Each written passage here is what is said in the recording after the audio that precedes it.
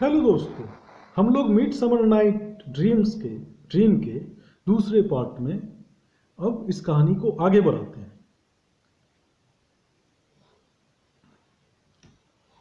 पहले सीन में Titania is laying asleep. जैसा कि हम लोगों ने पहले पार्ट में पढ़ा था कि टिटानिया को उसकी फेरीज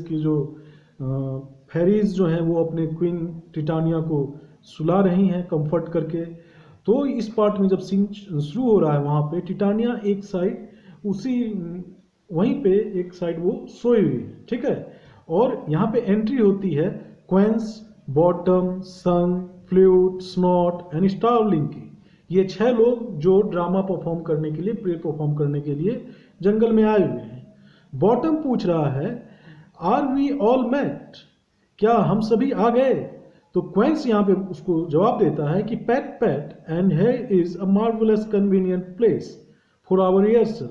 बोलता है हाँ हाँ, और देखो ये मार्वलस प्लेस है, यानी कि ये बहुत अच्छा जगह है हमारे, मार्वलस कन्वीनियंट प्लेस, और कन्वीनियंट भी है ये प्लेस हमारे रिहर्सल के लिए।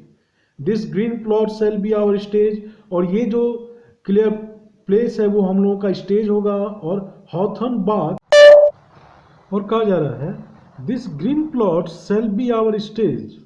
ये ग्रीन प्लॉट जो होगा, वहाँ पे कोई खाली जगह होगा, उसको इन लोगों ने स्टेज बना लिया।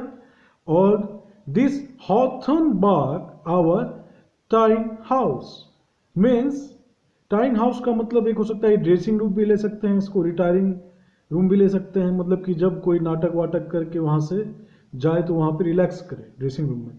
And we will do it in action as we will do it before the Duke.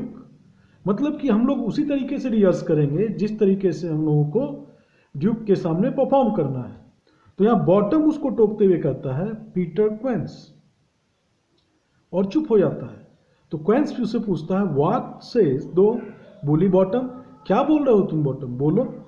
तो बॉटम बोल रहा है there are things in this comedy of famous and this way that will never please. मतलब कि इस हम लोगों की कॉमेडी में जो ये एक प्ले हम लोग करने जा रहे हैं प्रामास और दिसबे का, इसमें कुछ ऐसे चीज हैं, कुछ ऐसे थिंग्स हैं जो कभी अच्छे नहीं लगेंगे, उसमें उस कहानी को वो खराब कर रहे हैं, ठीक है। तो फर्स्ट पहला चीज क्या है, Pyramus must draw a sword to kill herself which the ladies can not avoid. पहला चीज तो ये है कि इसमें प्रामास जो है वो तलवार निकाल रहा है खुद को किल करने के लिए, जो कि लेडीज देख नहीं पाएंगी, ठीक है, उन लोगों से वो सहन नहीं होगा, ठीक है। तो लेडीज को जो पसंद नहीं आएगा, ठीक है।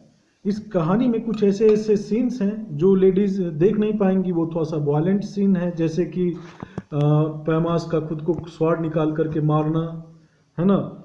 इसको हाउ आंसर यू दैट, तुम उसको किस तरीके से उसका एक सॉल्यूशन निकालोगे।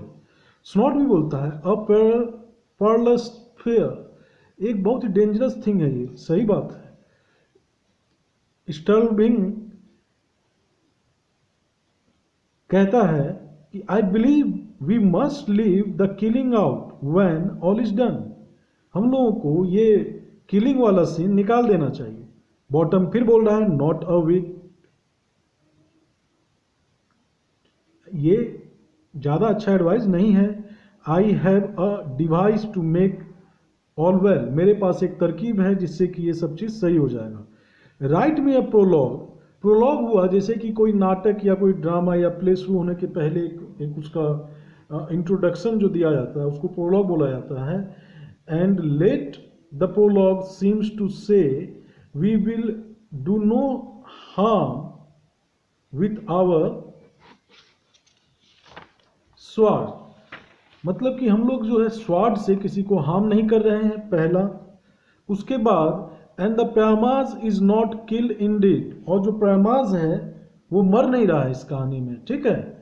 And for the more better comfort tell them that I miss Bottom, जो बॉटम है जो प्रायमास का रोल प्ले कर रहा है, आई एम नॉट प्रायमास, मैं एक्चुअल में प्रायमास नहीं हूं, बट बॉटम द वेवर, जब बल्कि मैं एक वेवर हूं, this will put them out of fear, इस तरीके से उन लोगों का जो डर है किलिंग सीन्स के लिए वो खत्म हो जाएगा। क्वेंस फिर से कहता है, well we will leave such a prologue and it shall be written in 8 and 6। और वो बोल रहा है कि क्वेंस कि हम लोग ठीक है, अच्छा इसी तरीके से लिखेंगे और 8 से 6 सिलेबल्स में इसको हम लोग करेंगे। तो बॉटम बोल रहा है फिर इसको टोक करके, no make it 2 more, let it be written in 8 to 8, इसको 8 और 8 सिलेबल में रहने दीजिए। शॉर्ट बोल रहा है, will not be ladies be afeard of the lion.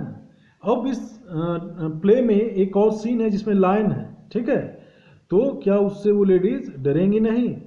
Starving बोल रहा है इसमें फिर कि I fear it, I promise you, मुझे लग रहा है, मैं बता सकता हूं तुम्हें कि वो डरेगी, ठीक है। तो बॉटम बोल रहा है, masters you ought to consider with yourself to bring in a lion among ladies is a most dreadful thing। मतलब कि किसी लेडीज के जो वहाँ ऑडियंस बैठी है उसके बीच में लायन को लाना एक बहुत ही डेयरफुल थिंग है, एक बहुत ही भयानक दृश्य होगा वो, ठीक है। For there is no more fearful wild fowl than your lion living and we ought to look to it। क्योंकि जंगल का सबसे भयानक क्रिएचर जो होता है लायन, उससे ज़्यादा कोई डेंजरस नहीं होता है और इसको लाना सही नहीं होगा, हम लोग को इसके ऊपर सोचना होगा। तो स्नॉट टोकते हुए कहता है फिर कि therefore another prologue must tell he is not a lion. तो ठीक है, एक और प्रोलॉग में हम लोग को एक चीज और जोड़ना चाहिए कि वो एक लायन नहीं है। बॉटम बोल रहा है, no you must name his name and half